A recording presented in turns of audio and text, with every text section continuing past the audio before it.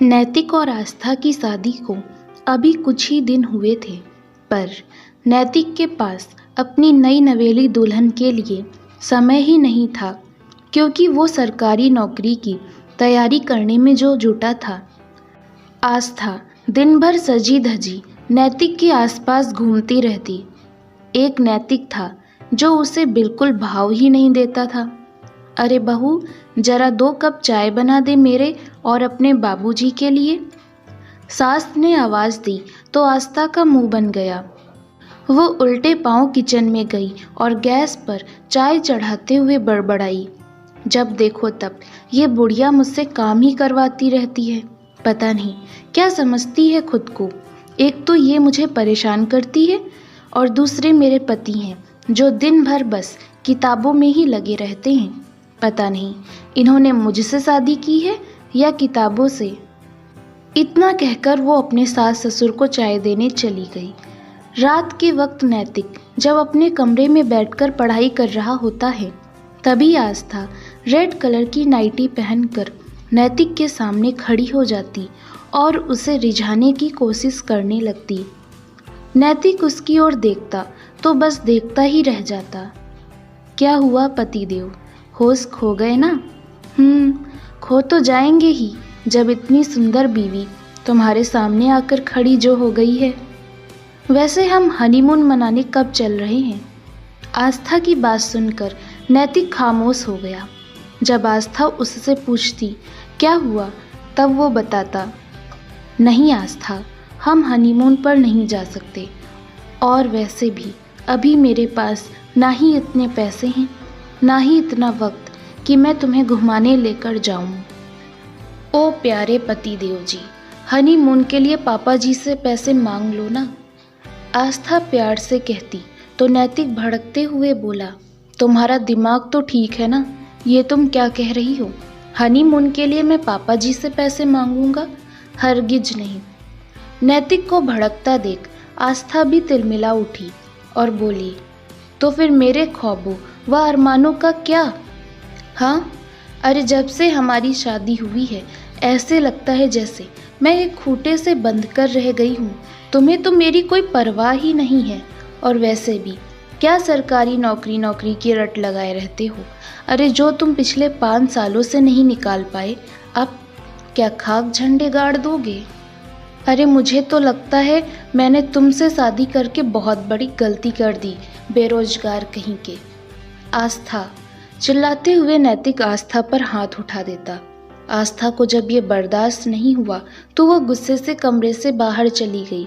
अगले दिन आस्था की सास आकर उससे कहती कि उसकी मौसी सास घर पर आ रही है, तो जाकर जरा पालक पनीर बना दे। कल रात की बात से आस्था का दिमाग वैसे भी खराब था, ऊपर से अब उसकी सास ने उसे और काम बता दिया। वो तुनक कर बोली, नहीं बनाऊंगी तो? सास को बहुत बुरा लगा। बहू, ये तुम कैसे बात कर रही हो? मैं तो ऐसे ही बात करती हूँ सासू जी। बहू, जुबान मत लड़ाओ और जितना कहा है उतना करो। नहीं करूँगी तो क्या कर लेंगी आप? अभी बताती हूँ कि मैं क्या कर लूँगी। इतना कहकर सास ने आस्था की माँ को फ़ोन लगाकर उन्हें सारी बात बता दी। लगता है आप अपनी बेटी को संस्कार देना भूल गई समधन जी। नहीं, मेरी बेटी ऐसी नहीं है। आप फ़ोन को स्पीकर पर डालिए। आस्था की सास ने ऐसा ही किया। तभी आस्था की माँ आस्था से कहती, बेटा ये सब क्या है? क्या मैंने तुम्हें यही सिखाया है? चलो अपनी माँ जी से माफ़ी मांगो जल्दी। ना चाहते हुए भी आस्था को अपनी सास से माफ़ी मांगनी पड़ी, और फिर उसके बाद सास ने पालक पनीर बनाई। घर की डोरबेल बजती तो आस्था की सास आस्था से पालक पनीर को चलाते रहने को कहा। आस्था का गुस्सा बढ़ता ही जा रहा था। जब उसकी सास रसोई से बाहर चली गई तो आस्था ने चुपके से ढेर सारा नमक उस पालक पनीर में मिला दिया। थोड़ी देर बाद आस्था ने सभी को खाना परोसा तो आस्था की मौसी सास ने जैसे ही वो पालक पनीर खाई, उनका मुंह पूरा नमकीन हो उठा। ये सब क्या है? ऐसे लग रहा है जैसे सारा का सारा नमक का डिब्बा ही इस पालक पनीर में उड़ेल दिया गया हो। आस्था की सास समझ गई कि हो ना हो ये सब आस्था ने ही किया है, मगर वो उसे कुछ नहीं कहती। उसी रात आस्था ने फिर से अपने पति को रिझाना चाहा, पर नैतिक पढ़ाई से बाहर निकले तब ना।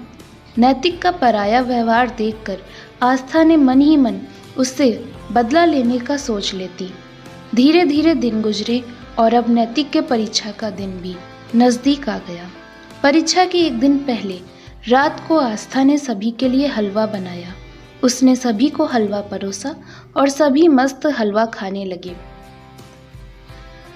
अरे आस्था, आओ तुम भी हमारे साथ हलवा खाओ, नैतिक कहता। मगर आस्था, तुम सब खाओ, मैं बाद में खा लूँगी, कहकर रसोई में चली गई। सभी हलवा खाकर अपने अपने कमरे में सोने चले गए। अगले दिन नैतिक के परीक्षा का दिन था, मगर दोपहर के 1 बजे तक वो सोता रहा। जब दोपहर के 3 बजे उसकी आँख खुली तो समय देखकर उसके होश उड़ गए। आज तो मेरा एग्ज़ाम था, हे भगवान, अब तो मैं अपना एग्ज़ाम भी क्लियर नहीं कर पाऊँगा। पर मैंने तो अलार्म लगाया था। माँ, पापा, चिल्लाते हुए नैतिक अपने माँ पापा के कमरे में गया तो देखा वे दोनों भी सो रहे थे। नैतिक ने उन दोनों को जगाया और सब कुछ बताया।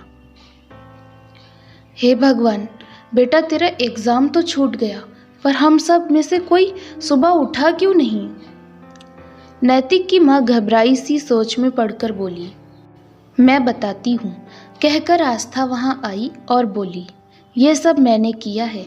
मैंने ही कल रात को तुम सबके खाने में नींद की गोली मिला दी थी ताकि ये हमारे पति देव आज एग्ज़ाम ना दे पाएं। तुम ऐसा कैसे कर सकती हो? नैतिक पूछता तो आस्था कहती, ठीक वैसे जैसे तुमने मेरे अरमानों को रौंदा था। तुमने अगर उस दिन मेरी बात मान ली होती और अपने पापा जी से हनीमून जाने के पैसे ले लेते तो शायद आज ऐसा ना होता। हनीमून, हनीमून, हनीमून, इस हनीमून के कीड़े ने तुम्हारा दिमाग खराब करके रख दिया है और आज इसी के चलते तुमने मेरी जिंदगी का सबसे अहम दिन खराब कर दिया। तुम्हारी इतनी हिम्मत, कहकर नैतिक आस्था पर हाथ उठाने जा रहा होता है कि तभी आस्था उसका हाथ पकड़ लेती और बदले में उसे थप्पड़ मारकर कहती, अब तुम सब देखो मैं तुम सबकी ज़िंदगी कैसे बर्बाद करती हूँ। इतना कहकर आस्था घर के बाहर चली गई और थोड़ी देर बाद वो पुलिस के साथ घर पर आई। पुलिस को देखकर सभी घबरा गए। मैडम, मेरे पति ने सास ससुर के कहने पर मुझ पर हाथ उठाया, मुझे बहुत मारा। आस्था को अपने ऊपर झूठा इल्ज़ाम लगाता देख नैतिक कहता, मैम ये झूठ बोल रही है, उल्टा इसने मुझे मारा।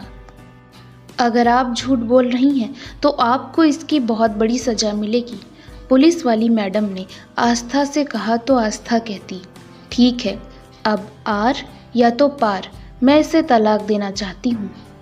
मामला कोर्ट तक पहुँचा।